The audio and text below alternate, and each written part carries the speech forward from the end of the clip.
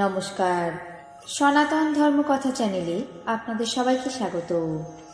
আজ অঘ্রাণ মাসের 22 তারিখ মঙ্গলবার, কৃষ্ণপক্ষের পঞ্চমী তিথি।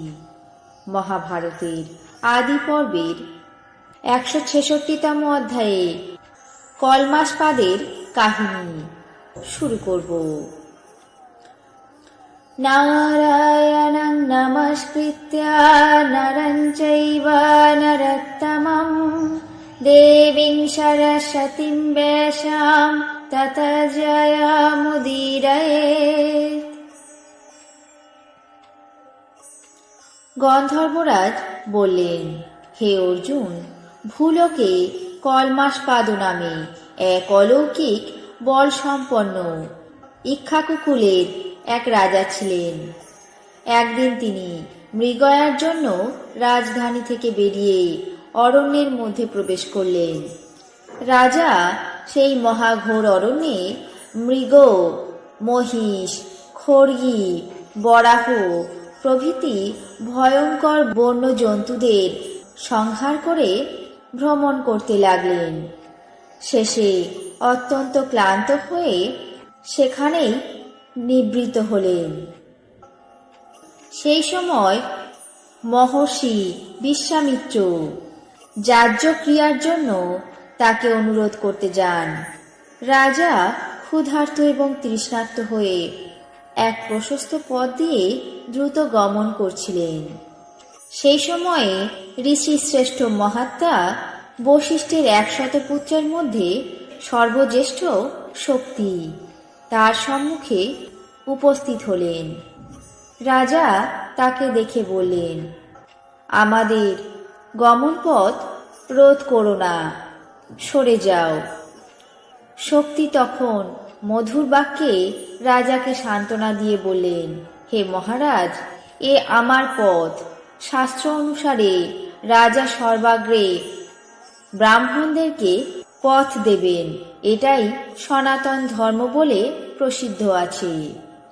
সেই পথে যাওয়ার জন্য উভয়ের মধ্যে ভীষণ বাগবিতণ্ডা শুরু হলো। রাজা বললেন, তুমি সরে যাও। শক্তি বললেন, তুমি সরে যাও। এইভাবে পরস্পরের প্রতি উত্তর প্রত্যুত্তর করতে লাগলেন। মহর্ষি স্বধর্ম প্রতিপালন করবার জন্য পথ রোধ করে রইলেন। রাজাও অভিমান পরতন্ত্র হয়ে ক্রোধে শক্তির গতি রোধ করলেন। মোহের বশে ভয়ঙ্কর রাক্ষসের মতো এক কষা দণ্ড দিয়ে ঋষিপুত্র শক্তিকে প্রহার করলেন। প্রহার বেগে মহর্ষি ক্রোধে অধীর হয়ে তৎক্ষণাৎ তাকে অভিশাপ দিলেন, ওরে নরাধম রাজা, তুই যেমন দুরাচারী রাক্ষসের মতো তপস্বীকে আঘাত করলি, আজ থেকে আমার অভিশাপের প্রভাবে তুই রাক্ষস হবি এবং মানুষের মাংসলোলুপ হয়ে তোকে এই পৃথিবী ভ্রমণ করতে হবে। বিশ্বামিত্র এবং বশিষ্ঠ উভয়ের মধ্যে বৈরিতা জন্মেছিল। এই জন্য বিশ্বামিত্র কলমাসপাদের কাছে গমন করেন। উভয়ের বিবাদকালে তিনি সেখানে উপস্থিত হলেন।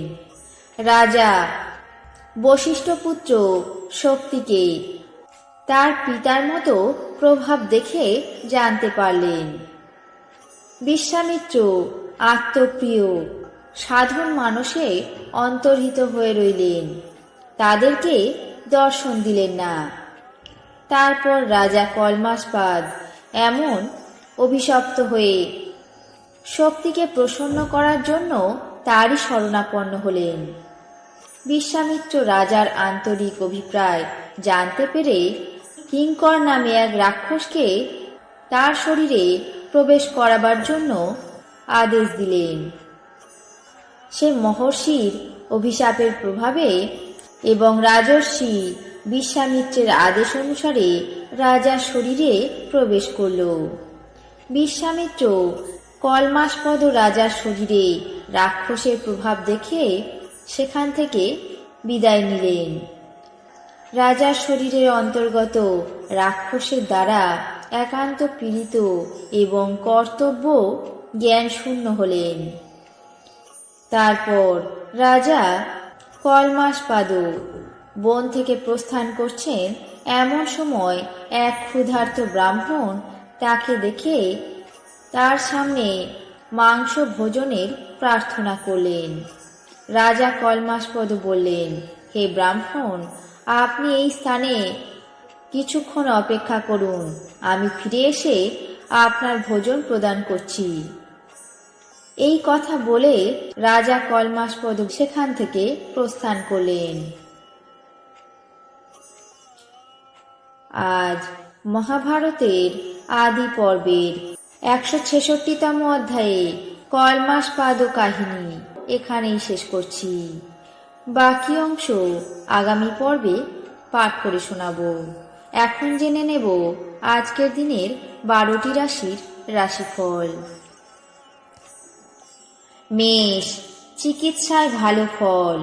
বৃষ, ধনবৃদ্ধি। মিথুন, বৈরাগ্য ভাব। কর্কট, জ্ঞাতি বিরোধ। সিংহ, চৌর্য ভয়। কন্যা, উদ্যম বৃদ্ধি। তুলা, অস্থিভঙ্গ। বৃশ্চিক, প্রত্যাশা পূরণ। ধনু, রপ্তানিতে লাভ। মকর, স্বাস্থ্যহানি। কুম্ভ, পরোপকার। মীন, দুশ্চিন্তা। এই ছিল আজকের দিনের 12টি রাশির রাশিফল। আপনাদের কেমন লাগলো তা অবশ্যই কমেন্ট বক্সে জানাবেন। চ্যানেলটিকে সাবস্ক্রাইব করবেন, লাইক করবেন, শেয়ার করবেন। ধন্যবাদ।